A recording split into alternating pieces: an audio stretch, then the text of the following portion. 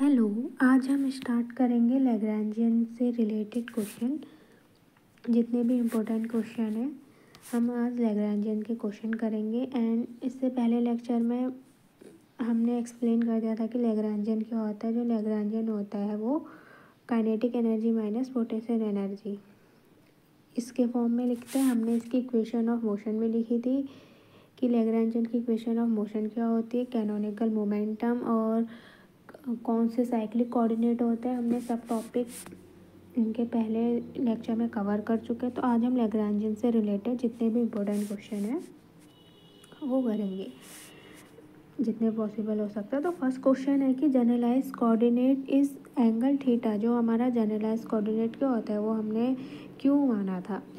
जो हमारा क्या होता है लैग्रैन्जियन होता है हमारा क्यू डॉट और टी इसका फंक्शन होता है। तो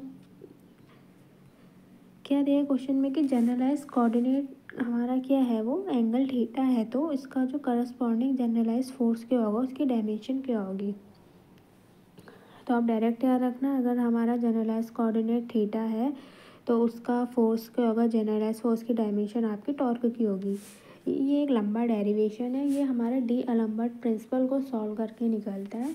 यहाँ पे जो जनरलाइज फोर्स होती है उसकी वैल्यू आती है आपका जनरलाइज फोर्स को हम जी के से रिप्रेजेंट करते हैं, वो आता है F dot del are upon del Q. ये आपका पूरा डेरिवेशन सॉल्व करके आता है। तो जो यहाँ पे क्या है, जो हमारा जनरलाइज कोऑर्डिनेट है ये क्यू है, ये किसकी एंगल की डायरेक्शन है।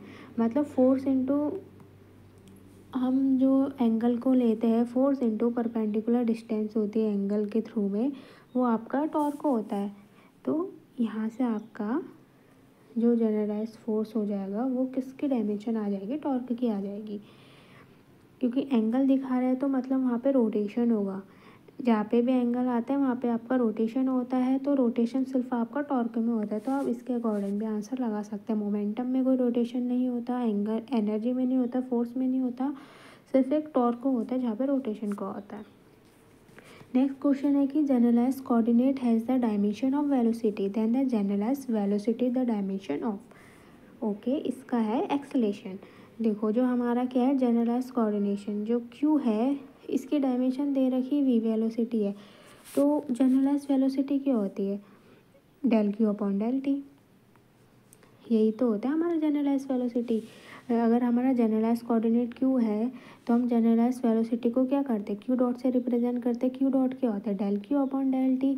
अब जो हमारा क्यू है वो बोल रहा है कि डायमेंशन ऑफ क्या है, वेलोसिटी है। तो फिर del V upon del T क्या होता है, एक्सेलरेशन आ जाता है। तो जो हमारा जो जनरलाइज वेलोसिटी है उसका डायमेंशन क्या हो जाएगा, आपका एक्सेलरेशन हो जाएगा। अब नेक्स्ट क्वेश्चन है हमारा Lagrangian of A charge particle in electromagnetic field. ये इंपॉर्टेंट क्वेश्चन है, भी डायरेक्ट आता है। तो चार्ज पार्टिकल का लैग्रैन्जियन क्या होता है, T minus Q five plus V dot A. Option number C. ये कल के जो हमने अपलोड किया था लेक्चर उसमें भी मैंने बताया था कि जो लैग्रैन्जियन हमारा होता है टी माइनस वी का होता है। टी आपकी यहाँ पे काइनेटिक एनर्जी और वी आपकी पोटेंशियल एनर्जी। और चार्ज पार्टिकल के लैग्रैन्जियन को याद करने के लिए क्या करना है हमें, जो फाई होता है वो क्या होता है आपका स्केलर प्रोडक्ट होता है, एस से स्केलर और एस से सब्सट्रैक्शन। तो जो फाई वाला टर्म होगा वहाँ पे माइनस का आएगा। और सेकंड है वी डॉट ए। ए आपका होता है यहाँ पे वेक्टर पोटेंशियल ए फॉर, और यहाँ से हम ए फॉर एडिशन, मतलब ए मीन्स प्लस। जहाँ पे साइन को याद करने के लिए यही है, जहाँ फाइव वाला साइन होगा फाइव स्केलर होता है तो फाइव के आगे minus, then A for addition और ए वाले में प्लस। तो यहाँ पे ऑप्शन नंबर सी करेक्ट है। नेक्स्ट क्वेश्चन है the homogeneity times of lead to the law of conservation of. The homogeneity of time क्या होता है, वो एनर्जी को क्या करता है, कंजर्व करता है। अब नेक्स्ट क्वेश्चन है हमें लैग्रैन्जियन गिवन है half M R dot square plus are square theta dot square minus V of R. तो हमें क्या निकालना है, जनरलाइज मोमेंटम निकालना है। जो आपको ये वाला लैग्रैन्जियन गिवन है, ये जो इसकी काइनेटिक एनर्जी वाली टर्म है वो क्या है, पोलर कोऑर्डिनेट की है। ये टर्म आपका किसका है, पोलर कोऑर्डिनेट का होता है। तो अब जनरलाइज मोमेंटम क्या होता है, जनरलाइज मोमेंटम होता है जो लैग्रैन्जियन का जनरलाइज वेलोसिटी के टर्म में डिफ्रेंशिएशन। अगर हम एक जनरल फॉर्म मान लें, हम पी क्यू निकालना है तो del L upon del Q dot dot वाले टर्म मतलब जो वेलोसिटी वाला टर्म है लैग्रेंजियन का, उसके रिस्पेक्ट में डिफरेंशिएशन करने पर हमारा जनरलाइज मोमेंटम मिल जाता है। देन क्वेश्चन में क्या पूछ रखा है कि we have to find the generalise momentum corresponding to R and theta. हमें आर और थीटा के करस्पॉन्डिंग जनरलाइज मोमेंटम निकालना। That means we have to find the generalise momentum P R and P theta. Then what will be the value of PR? PR will be del L upon del R dot and P theta equal to del L upon del theta dot. L is given in the question. So what? हमें अब क्या करना है, differentiation करना है। Simple, del L upon del R dot निकाल देंगे। L given है और आर डॉट का क्या हो जाएगा, 2 आर डॉट हो जाएगा, 2 से 2 कैंसिल हो जाएगा, तो एम आर डॉट यहाँ पे आपका पी आर हो जाएगा, जो कि रेडियल कंपोनेंट के करस्पॉन्डिंग हो गया। दूसरा एंगल के निकालना है थीटा के, del L upon del theta dot, तो हाफ एम आर स्क्वायर और थीटा डॉट स्क्वायर का क्या हो जाएगा, 2 थीटा डॉट, तो M are square theta dot आपका पी थीटा के करस्पॉन्डिंग मोमेंटम हो जाएगा। अब से नेक्स्ट क्वेश्चन है, हमें पोटेंशियल दे रखा है और हमें क्या निकालना है, कंजुगेट मोमेंटम। फिर हमें पी निकालना है, कंजुगेट मोमेंटम। अब हमें यहाँ क्वेश्चन में सिर्फ हमें वेलोसिटी दी है और जो कंजुगेट मोमेंटम निकलता है वो लैग्रेंजियन के करस्पॉन्डिंग निकलता है। तो सबसे पहले हमें एल फाइंड करना होगा कि इसका लैग्रेंजियन क्या होगा। तो लैग्रेंजियन क्या होता है, kinetic energy minus potential energy. और काइनेटिक एनर्जी क्या होती है, पार्टिकल की हाफ एम वी स्क्वायर।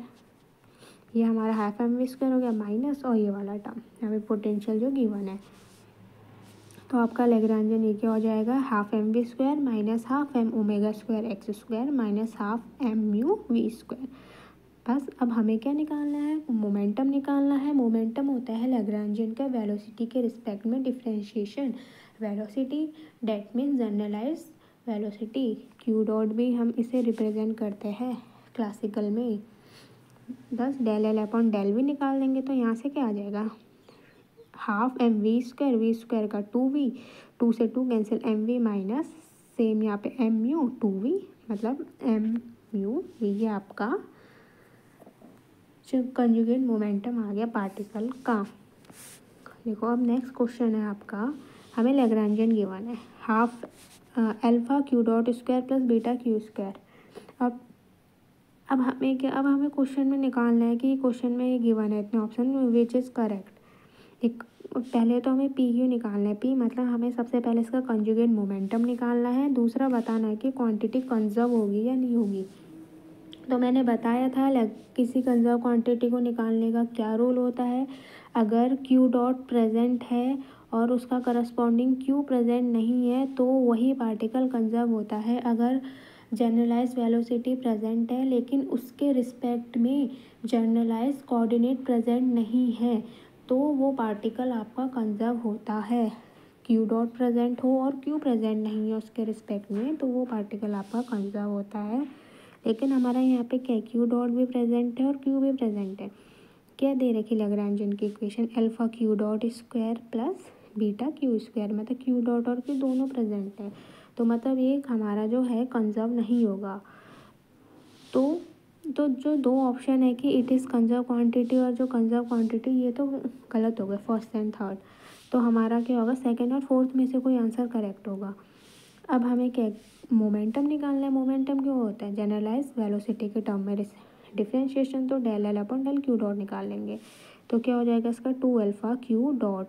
तो इसका ऑप्शन नंबर 4 करेक्ट हो जाएगा। जो मोमेंटम हो जाएगा 2 अल्फा क्यू डॉट हो जाएगा और ये क्या होगी, कंजर्व क्वांटिटी नहीं होगी। अब नेक्स्ट क्वेश्चन है, फिर से देखो हमें लैग्रेंजियन गिवन है पूरा एक टर्म का, half M L square theta dot square sine square theta 5 dot square minus M G L cos theta. अब हमें पता करना है कि इसमें कौन सी क्वांटिटी कंजर्व है। अब फिर से हम चेक करेंगे कि अब इसमें कोऑर्डिनेट किस में गिवन है, थीटा और फाई में। अब हम चेक करेंगे कि कौन सा ऐसा टर्म है जिसमें थीटा डॉट प्रेजेंट है और थीटा भी प्रेजेंट है और फाई डॉट प्रेजेंट है और या फाई प्रेजेंट है। अगर जिसमें से एक क्वांटिटी मिसिंग होगी वो वाला आपका क्या हो जाएगा, कंजर्व क्वांटिटी हो जाएगा। देखो एम एल स्क्वायर तो एक कांस्टेंट हो गया, देखो थीटा डॉट प्रेजेंट है और ये sign square theta, mgl cos theta, मतलब थीटा डॉट और थीटा तो हमारा प्रेजेंट है, तो मतलब जो थीटा वाला टर्म होगा पी थीटा वो तो आपका कंजर्व नहीं होगा। अब क्या है हमारा फाई डॉट प्रेजेंट है, sine square theta phi dot square theta, phi dot present है लेकिन इसका corresponding generalise coordinate phi, generalise velocity तो प्रेजेंट है फाई डॉट, लेकिन जो जनरलाइज कोऑर्डिनेट फाई है वो आपका यहाँ पे मिसिंग है। तो मतलब जो हमारा यहाँ पे होगा जो फाई वाला टर्म होगा वो क्या होगा आपका कंजर्व होगा, फाई डॉट वाला टर्म। और फिर क्या होता है जो वो आपका फाई डॉट वाला साइक्लिक होगा, वो साइक्लिक होता है तो उसका जो पी फाई होता है वो भी आपका कंजर्व होता है। तो अब हम यहाँ से क्या निकालेंगे, पी फाई है मतलब देखो फाई साइक्लिक कोऑर्डिनेट तो पी फाई आपका कंजर्व होगा। पी फाई क्या होता है, del L upon del phi dot. अब हम यहाँ से del L upon del phi dot निकाल देंगे तो इसका आंसर क्या आ जाएगा, M L square sine square theta phi dot, तो मतलब phi dot sine square theta. अब हम ऑप्शन के अकॉर्डिंग चेक करेंगे, एम एल स्क्वायर कहीं नहीं है क्योंकि कांस्टेंट है, तो एम एल स्क्वायर गिवन नहीं है, तो मतलब phi dot sine square theta आपका क्या हो गया, वो एक कंजर्व क्वांटिटी हो गया। क्योंकि साइक्लिक कोऑर्डिनेट होता है अगर एक टर्म जैसे फाई डॉट प्रेजेंट है और फाई मिसिंग है तो ये आपका क्या होता है साइक्लिक कोऑर्डिनेट होता है। और जो साइक्लिक कोऑर्डिनेट होता है उसका जो पी फाई जो उसका मोमेंटम वाला टर्म होता है कंजुगेट मोमेंटम वो आपका कंजर्व होता है। तो उस वहाँ से हम पी फाई को सॉल्व करके मतलब del L upon del phi dot करके अगर हम इसकी वैल्यू निकालेंगे तो जो करेक्ट आंसर आ जाएगा कि कौन सा वाला टर्म आपका जो होगा साइक्लिक होगा कंजर्व होगा। अब देखो नेक्स्ट क्वेश्चन है कि जो लैग्रेंजियन गिवन है, ठीक है, फाई है साई है और ईटा इतने टर्म में ये डिपेंड कर रहा है, तो हमें यहाँ पे फिर से निकालना है कि यार कि इसमें कौन सा कंजर्व होगा। अब हम फिर से चेक करेंगे, देखो ये पहला साई मान लेते, देखो देखो साई प्रेजेंट है और इसका डॉट वाला भी प्रेजेंट है, मतलब जो ये वाला साई है ये तो आपका कंजर्व नहीं होगा, नॉट कंजर्व। ऐसे ही ईटा प्रेजेंट है और ये ईटा डॉट प्रेजेंट है, ये फाई प्लस ईटा का होल स्क्वायर, मतलब फाई और ईटा दोनों प्रेजेंट है, इसका मतलब साई और ईटा प्रेजेंट है तो ये भी कंजर्व नहीं होगा। अब हम चेक करते हैं थर्ड वाले कोऑर्डिनेट चेक करते हैं फाई इसमें इक्वेशन में फाई नहीं है, यहाँ फाई नहीं है, फाई डॉट प्रेजेंट है, यहाँ पे फाई नहीं है। देखो फाई डॉट प्रेजेंट है, फाई प्रेजेंट नहीं है, मतलब जो हमारा जो फाई वाला टर्म है वो साइक्लिक होगा, इसके करस्पॉन्डिंग पी फाई आपका क्या हो जाएगी, एक कंजर्व क्वांटिटी हो जाएगी। वही फाई आपका साइक्लिक है तो पी फाई कंजर्व हो जाएगा, कांस्टेंट हो जाएगा। अब हम पी फाई निकालेंगे del L upon del phi dot. अब इसे सॉल्व करेंगे तो अब क्या आएगा answer, m eta psi phi dot, m eta phi dot psi, ये आपका क्या हो जाएगा कंजर्व क्वांटिटी हो जाएगा। बस इसका ये जो इक्वेशन है इसका हमें फाई डॉट के रिस्पेक्ट में डिफरेंशिएशन करना है, जो आपकी कंजर्व क्वांटिटी आ जाएगी वो आ जाएगा। ऐसे ही आपका नेक्स्ट क्वेश्चन है जो लैग्रेंजियन इक्वेशन ऑफ मोशन दे रखा है, half r dot square plus are square theta dot square plus q r. तो हमें वही बताना है कि कौन सा टर्म कंजर्व होगा। देखो अब ये जो क्यू अपॉन आर है, जहाँ पे भी वन अपॉन आर के टर्म में इक्वेशन आ जाती है तो वो आपकी सेंटर फोर्स की इक्वेशन होती है। सबसे पहले हम आर वाले टर्म को देखते हैं, कोऑर्डिनेट आर डॉट प्रेजेंट है या आर भी प्रेजेंट है, मतलब आर वाला तो आपका कंजर्व नहीं होगा।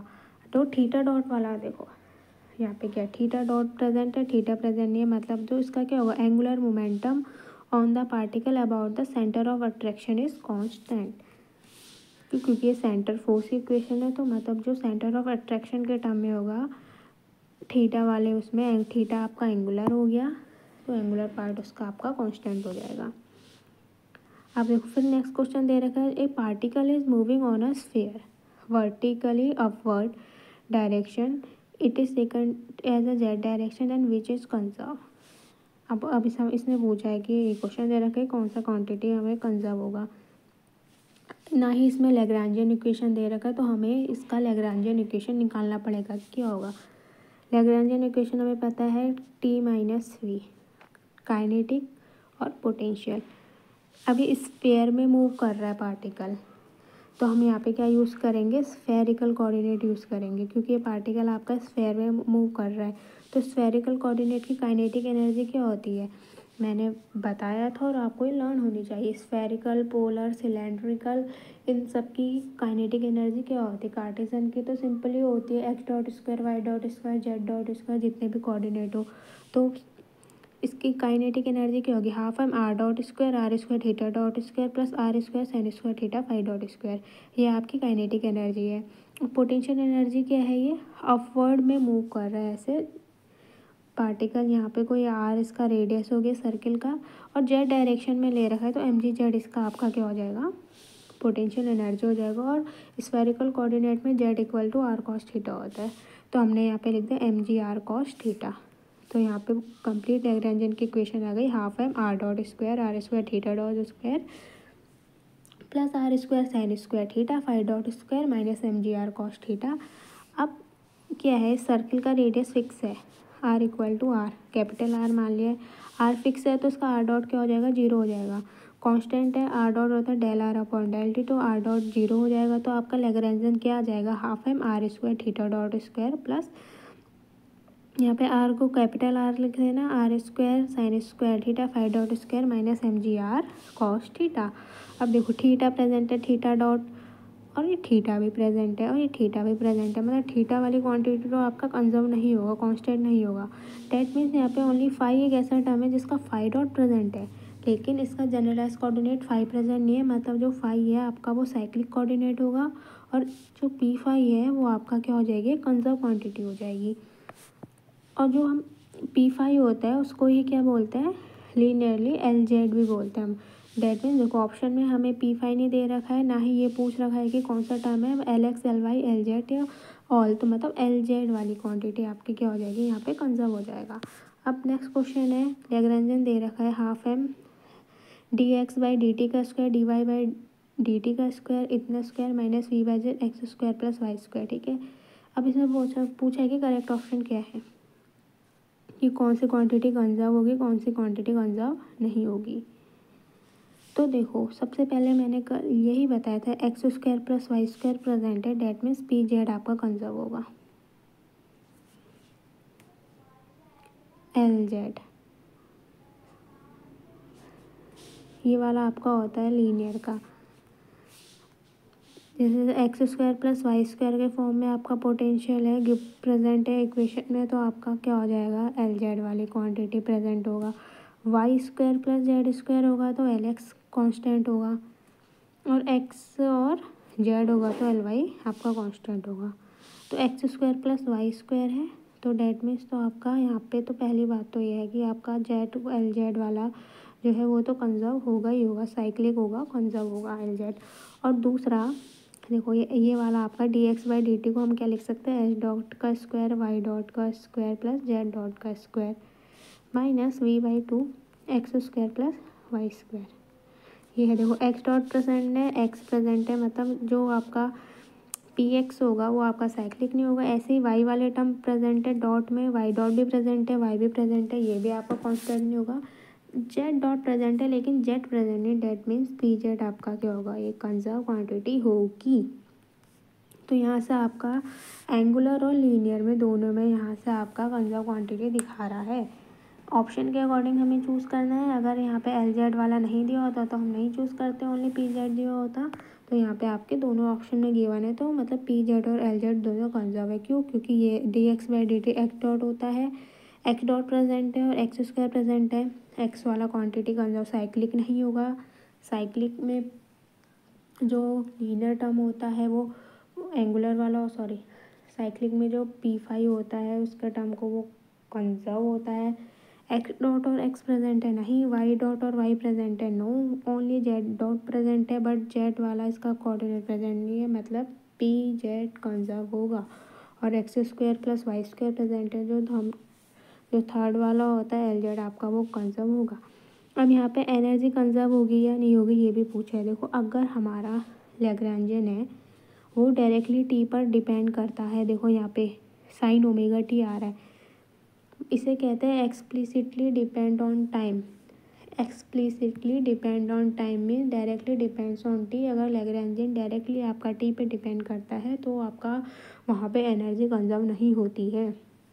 अगर लैग्रांजियन इक्वेशन ऑफ मोशन में टी दिख जाए तो वहाँ पे एनर्जी कंजर्व नहीं होगी। अब नेक्स्ट क्वेश्चन है कि हमें पोटेंशियल दे रखा है x + y, तो उसमें पूछा है कि कौन सी क्वांटिटी आपकी कंजर्व होगी।